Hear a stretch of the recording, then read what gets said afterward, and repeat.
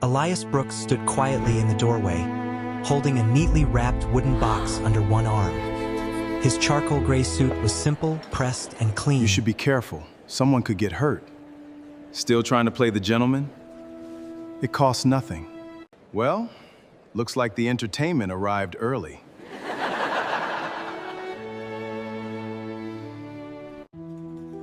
I honestly thought he'd have enough pride not to come. If you've ever watched someone stay calm while everyone else tried to tear them down, you're going to want to stay until the end of this story.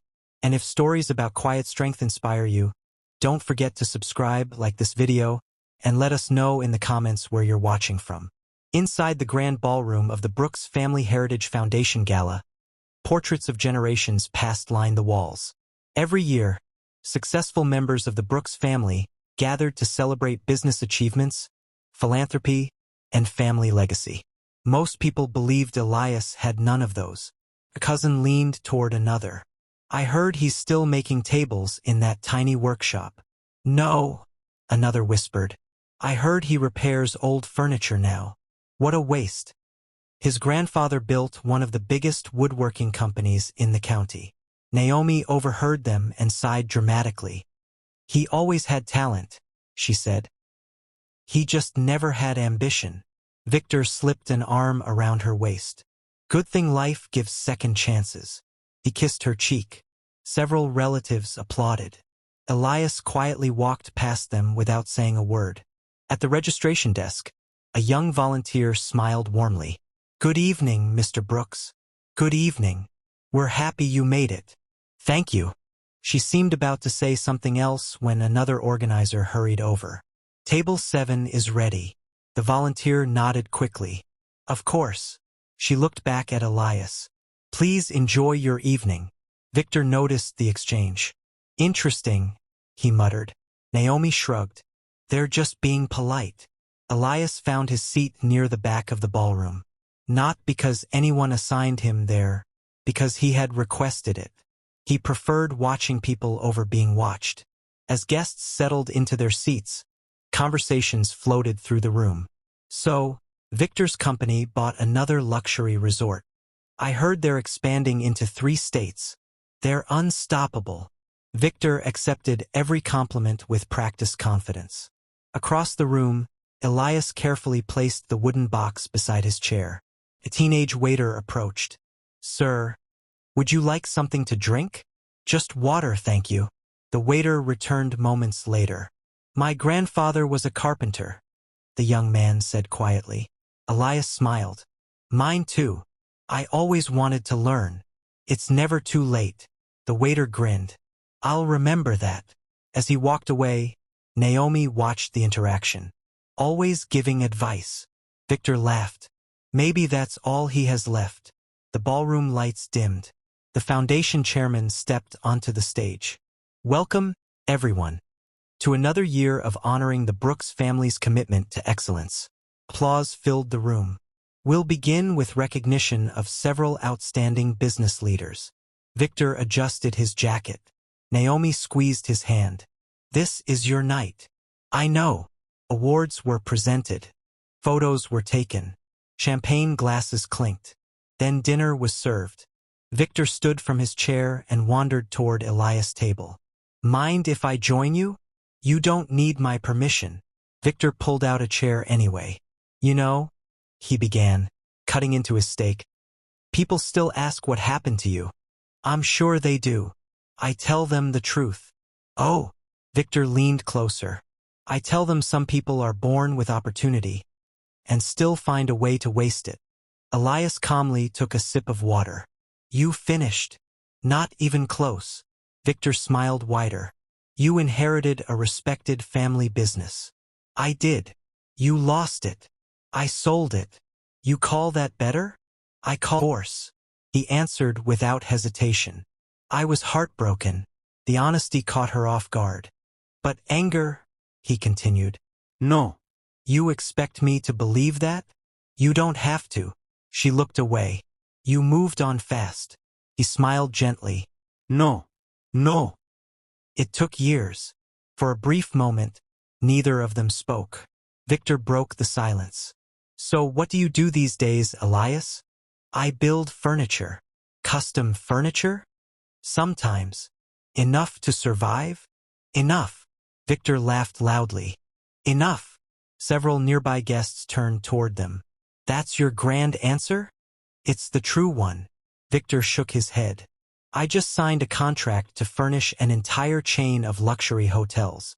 Congratulations. You don't even want to know the value? If you're proud of it, that's enough. Victor frowned. Why don't you ever compete? Elias smiled. Because I'm no longer running the same race. The words lingered in the air. Before Victor could respond, the master of ceremonies returned to the microphone. Ladies and gentlemen, before tonight's final presentation, we have one unexpected guest who requested permission to speak. People exchanged curious glances. No one had been told about an additional speaker. The chairman looked toward the entrance. A woman in a navy blue suit stepped through the ballroom doors carrying a leather portfolio. She scanned the room. The moment her eyes landed on Elias, her face lit up. She smiled. Then, instead of walking toward the stage, she began walking directly toward him. Victor frowned. Naomi slowly turned in her chair. Every guest watched in complete silence as the elegant stranger stopped beside Elias, placed a gentle hand on his shoulder, and said with unmistakable warmth, I'm so sorry I'm late. I wouldn't have missed this night for the world. Elias stood. The room held its breath. The woman smiled at Elias before turning to everyone else. I hope I'm not interrupting. The chairman hurried toward her. Not at all, Dr. Miriam Lawson. We've been expecting you. A wave of whispers swept across the ballroom. Dr. Lawson?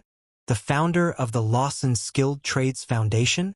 The one whose apprenticeship program has been featured nationwide? Victor straightened his jacket. Naomi whispered, Why is someone like her talking to Elias? Dr. Lawson looked at Elias warmly. You always arrive early. He smiled. And you're always late. She laughed softly. I suppose that's fair. Victor stepped forward. Good evening, doctor. I'm Victor Hale. She nodded politely. It's a pleasure. He extended his hand. My company has sponsored several community projects. I'm aware. Victor smiled wider. Perhaps we should discuss future partnerships. Perhaps. Her answer was polite, but brief. Instead, she turned back to Elias. I've been looking forward to seeing you. So have I. Claire entered through the same doors moments later, carrying a small overnight bag. She spotted Elias immediately. There you are. He walked toward her with a smile that nobody in the room had seen all evening. You made it. I wouldn't miss tonight. She hugged him. Not dramatically. Not to impress anyone.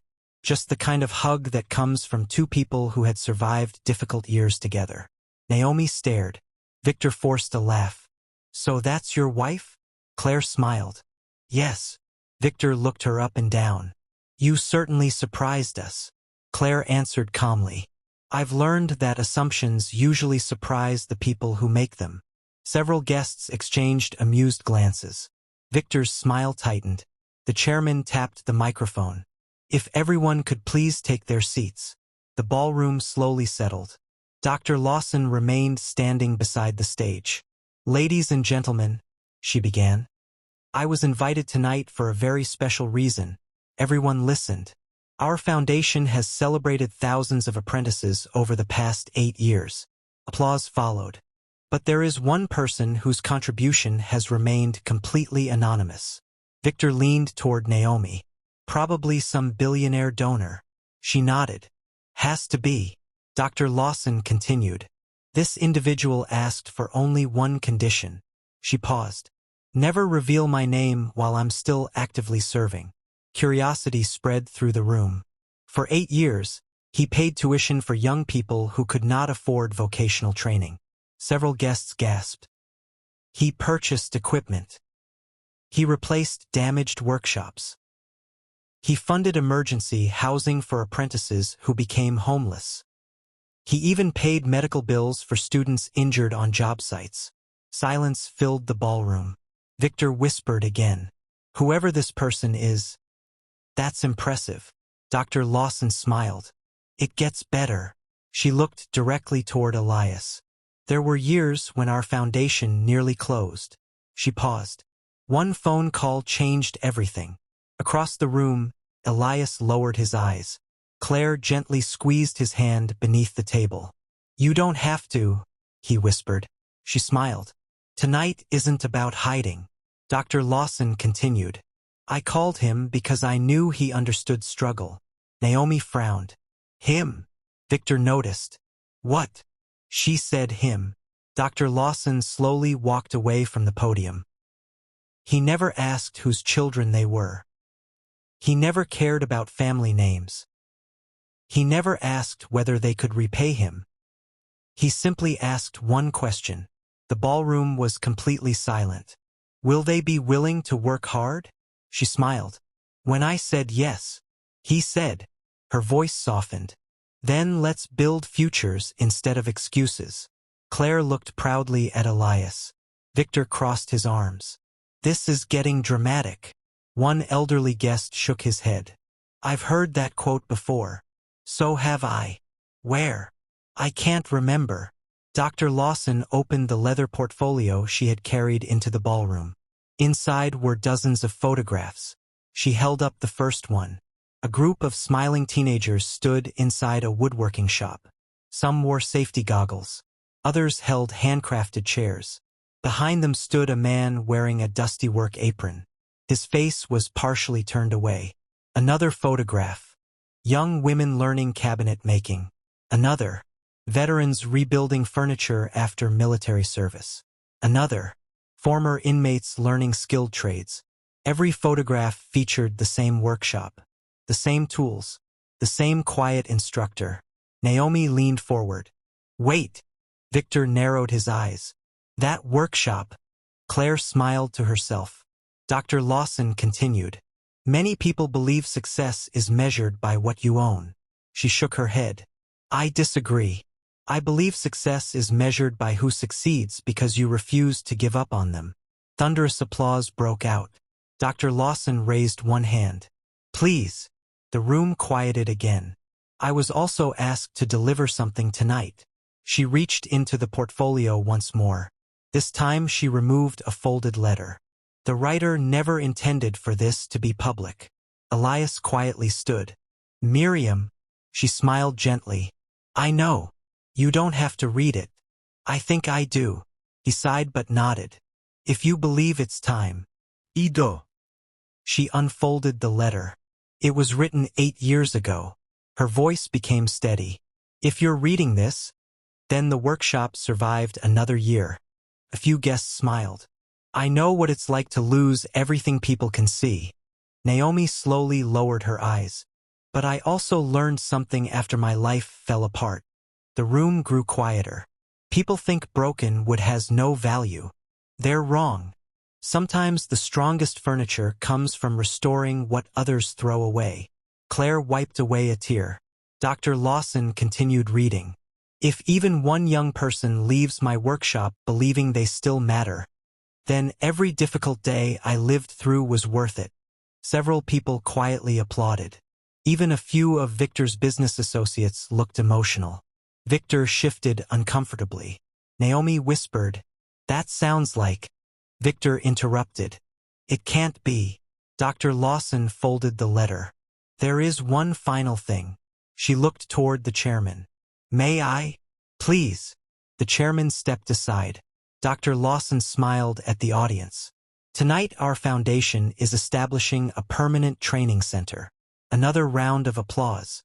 It will carry the name of the man who refused every public award, every newspaper interview, and every television appearance. Victor leaned forward. So who is it already? Naomi held her breath. Claire looked at Elias. He slowly shook his head as if asking her to stay calm. She whispered, You've hidden long enough. Dr. Lawson took one final step toward the microphone. The center will proudly be named. She paused just long enough for every heartbeat in the ballroom to feel louder than the last. The Elias Brooks Institute for Skilled Trades. For 3 full seconds, no one moved. No one spoke. Victor's smile disappeared. Naomi's glass slipped from her trembling fingers and crashed onto the marble floor. The entire ballroom turned toward Elias. And this time, no one was laughing. No one moved. Victor looked from Dr. Lawson to Elias and back again as if he had misheard. "What did you just say?" he asked. Dr. Lawson smiled. "I said the new training center will proudly bear the name of Elias Brooks." The applause started slowly. One person stood, then another. Within seconds, nearly the entire ballroom was on its feet. The sound echoed through the hall. Elias remained standing beside Claire, looking almost uncomfortable with the attention. Victor forced out a laugh. "There has to be some mistake." Dr. Lawson turned toward him. "There isn't. You expect us to believe that a man who spends his days making furniture paid for all of this?" Elias answered quietly. "I do spend my days making furniture." Victor smirked. "See, but you assumed that was all I did." The room fell silent again.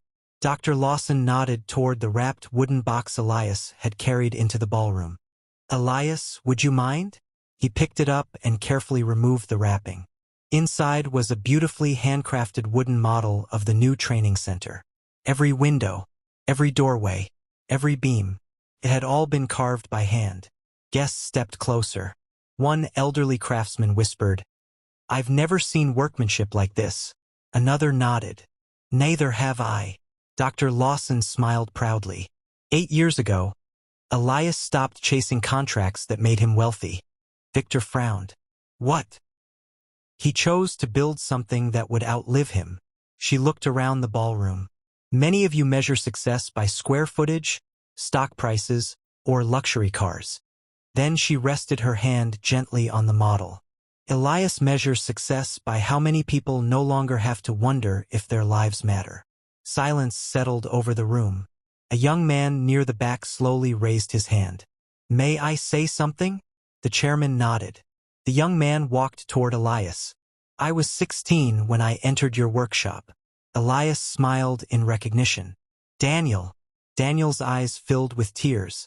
"I was sleeping in my car." The audience listened without making a sound. "I had nobody. My father was gone. My mother struggled with addiction. I thought my life was over." He looked at Victor. "Mr. Brooks didn't ask where I came from."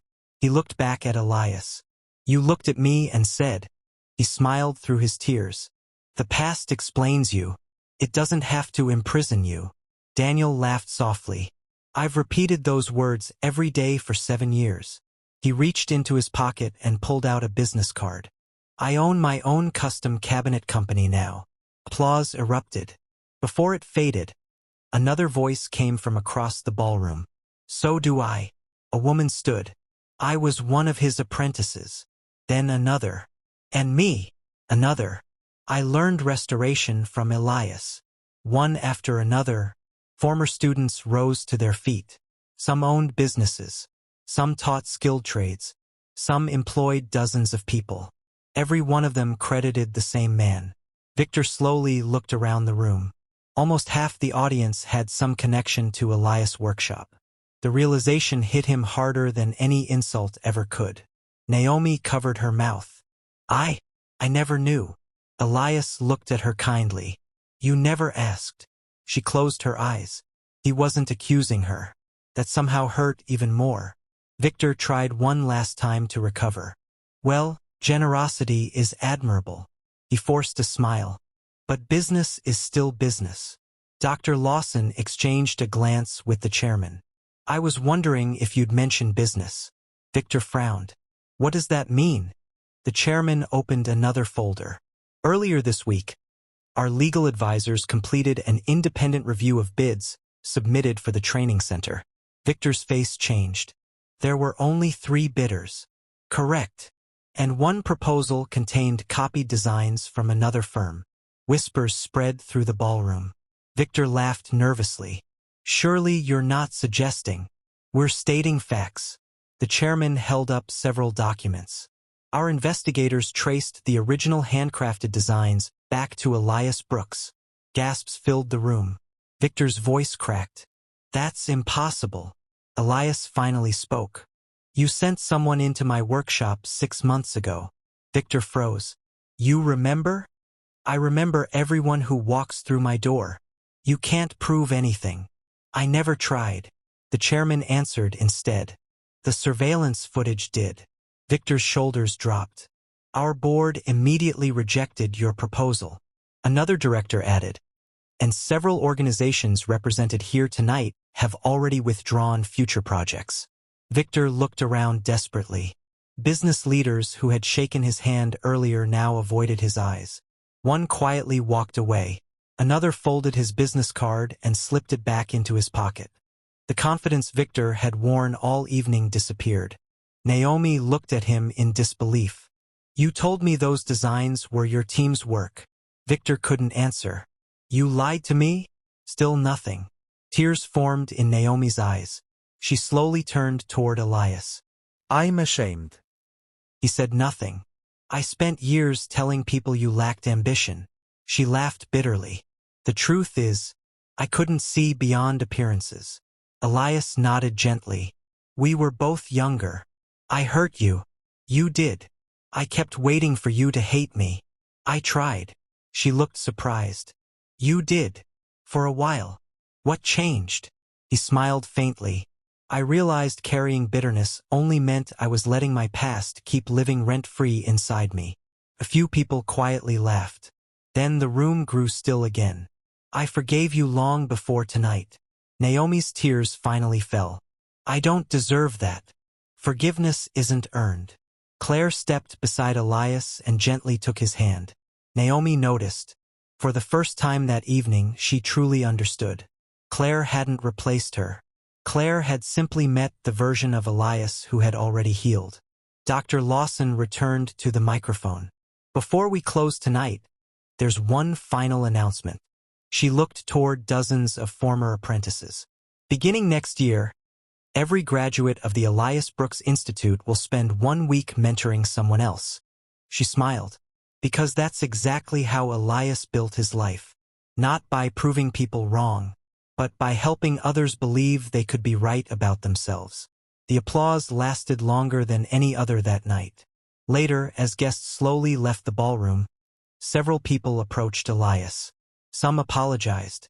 Some thanked him. Some simply shook his hand. Victor quietly walked past without saying a word. His expensive suit looked no different than it had hours earlier. But somehow, he looked much smaller. Outside, the cool evening air replaced the noise of the gala. Claire slipped her hand into Elias. You handled that better than I would have. He smiled. I wasn't trying to win. I know. What were you trying to do? He looked up at the stars. Leave with the same peace I brought in. She rested her head on his shoulder. I think you did. A week later, the new training center officially opened. There were no giant banners with Elias' face. No oversized photographs. No dramatic speeches. Just the sound of tools coming to life.